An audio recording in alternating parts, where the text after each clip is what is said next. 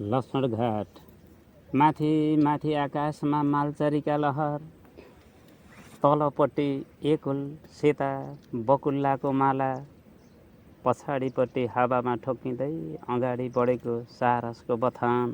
म अनायास चकित भएँ, मन त्यसै हडबडाएर आयो। आखिर कहाँ जाँदैछन् यी सारा जनहरू?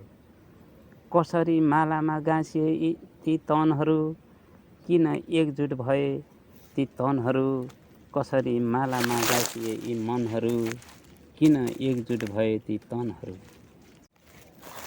हेर्दै थिएँ तिनका पाइलाका डोबहरू, हेर्दै थिएँ तिनीहरूका पाइलाका डोबहरू, दिलमा लागेका अनगिन्ती चोटहरू।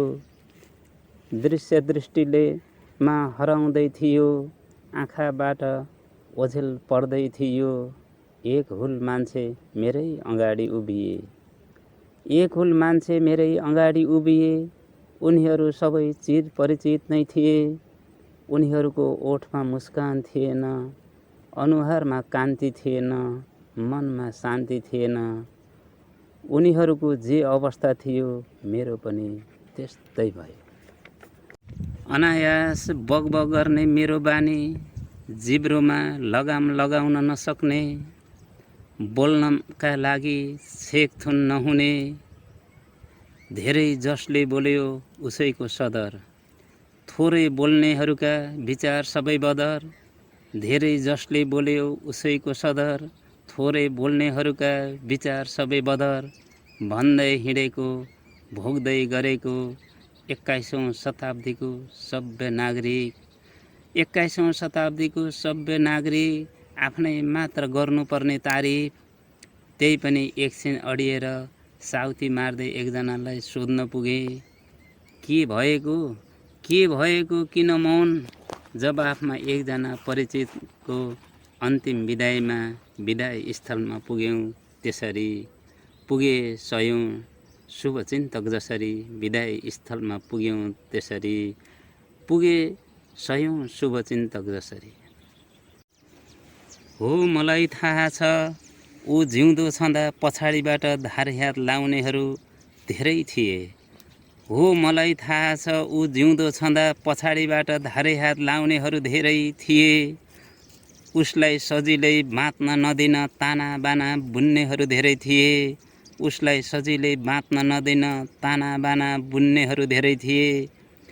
भित्रभित्रै माखे जाल बुन्नेहरू, माथि जान खोज्यो कि तल घिसार्नेहरू, उठ्न खोज्यो कि फेरि उठ्न नसक्ने गरी थचार्नेहरू, उसको असल विचार पनि सुन्न नसकेर कान थुन्नेहरू, उसका असल कार्यलाई पनि देख्न नसकेर आँखा छोप्नेहरू कति थिए कति थिए कति।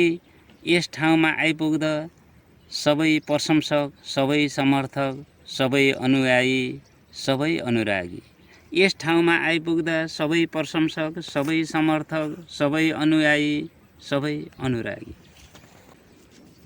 अहो कस्तो उदेक, कस्तो आश्चर्य, अहो कस्तो उदेक, कस्तो आश्चर्य, कस्तो विशालता, कस्तो महानता। यो स्थानमा छ कि महानता अथवा मानव जीवनको अन्त्यमा देखा पर्छ उसले गरेको असल कार्यको लेखाजोखा। खुट्टाउनै गाह्रो, भन्नै साह्रो, मान्छे आफैमा कस्तो कस्तो। खुट्टाउनै गाह्रो, भन्नै साह्रो, मान्छे आफैमा कस्तो कस्तो। जीवन उसँग रहँदा अति सस्तो, तर उसँग जीवन छैन हिरा जवाहरात भन्दा महँगो। जीवन उसँग रहँदा अति सस्तो, तर उसँग जीवन छैन हिरा जवाहरात भन्दा महँगो।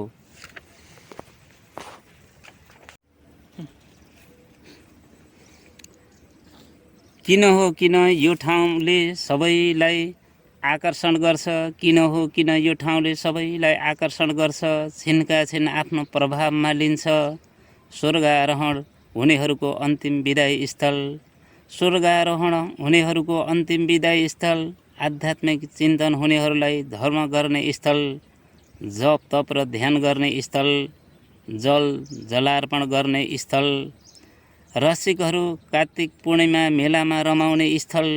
रसिकहरू कार्तिक पूर्णिमा मेलामा रमाउने स्थल। मान्छेका मनका भाव अनेक, मान्छेका मनका भाव अनेक, विचार अनेक, रुचि अनेक, त्यसैले त भनियो होला कुण्ड अनुसारको पानी।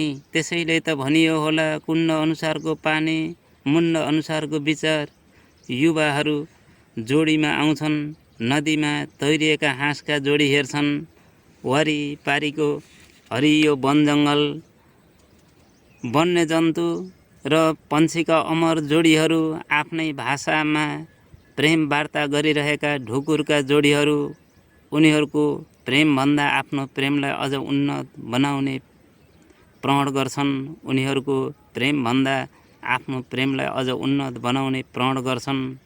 प्रणय दिवसको झझलको मेटिने गरी लैला मजनु वा मुना मदन भन्दा पनि, लैला मजनु वा मुना मदन भन्दा पनि युगौँ युगका लागि प्रेम कहानी बन्ने अठोट गर्छन्। युगौँ युगको लागि प्रेम कहानी बन्ने अठोट गर्छन्।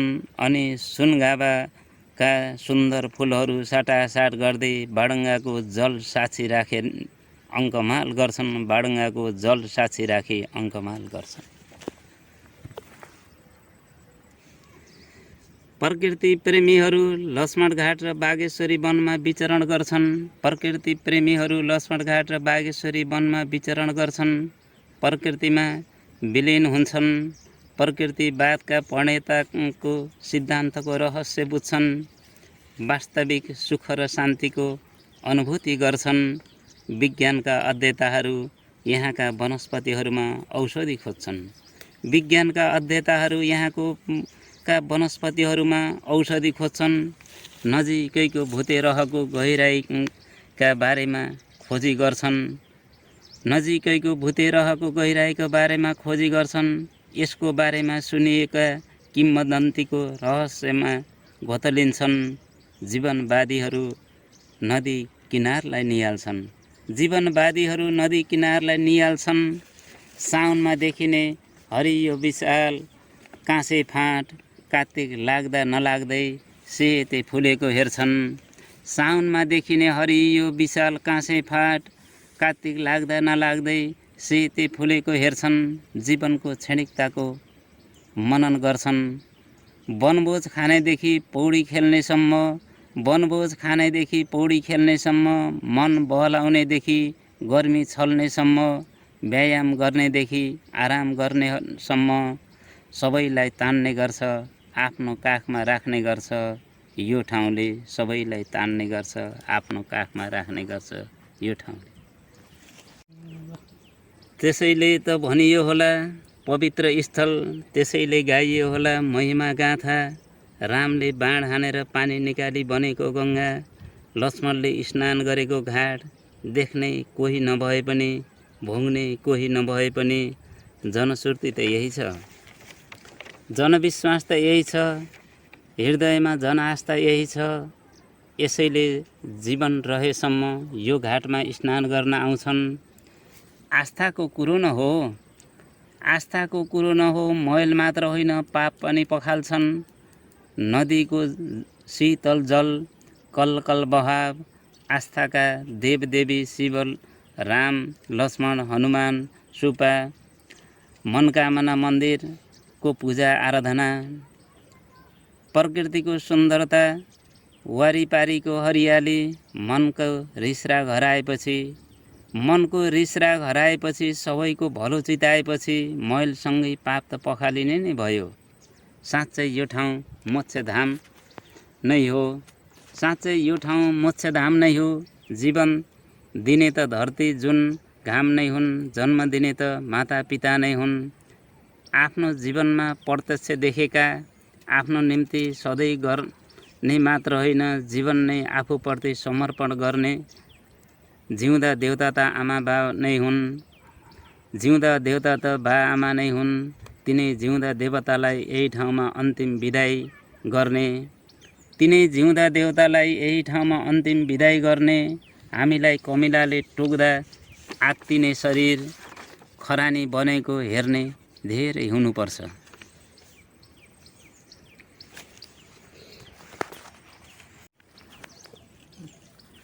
कतिले काँधमा राखेर हिँडाउने दाजुलाई पिठ्युमा बोकेर हिँड्ने, आफूलाई भोक लागेको बेलामा पनि कोखाइ कोखाइ भन्दै हामीलाई खुवाउने निस्वार्थ प्रेम गर्ने दिदीलाई, जीवन यात्रा चलाउने रथको एक पाङ्ग्रालाई, जीवन यात्रा चलाउने रथको एक पाङ्ग्रालाई, मुटुको एक टुक्रालाई यही तटमा बिदाई गरेका छौँ।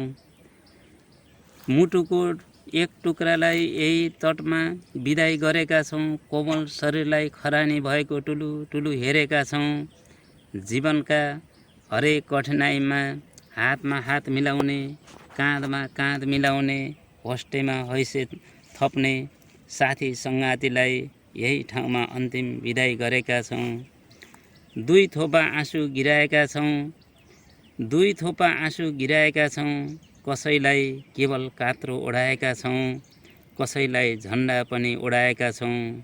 कहिले हजारौँ हजार सहभागी भएका छौँ, कहिले थोरै सहभागी भएका छौँ।